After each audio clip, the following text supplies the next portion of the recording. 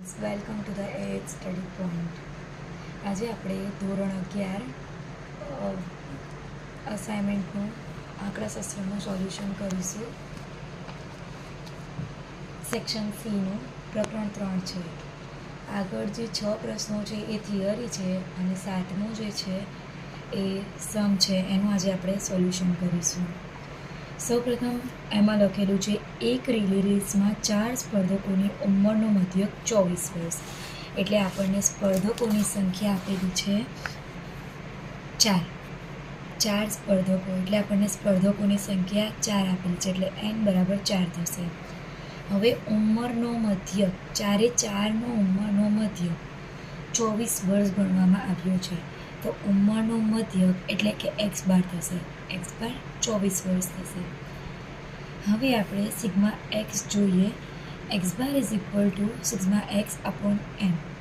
24 બરાબર sigma x upon n. 24 જે છે એ આપણો x બાર થઈ ગયો અને જે 4 છે એ આપણો n છે.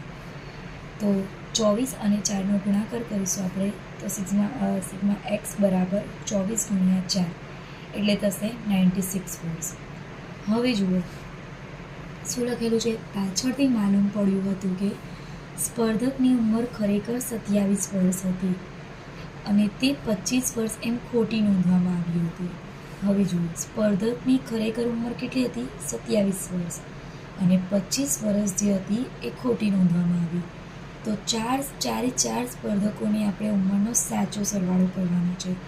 તો આપણે અહીંયા ગુણાકાર કર્યું, પહેલાં 24 વર્ષ બતાવ્યું હતું, 24નો આપણે ગુણાકાર 4 સાથે, એટલે 4 સ્પર્ધકોનો આપણે ગુણાકાર કર્યો તો શું આવ્યું? 96 વર્ષ.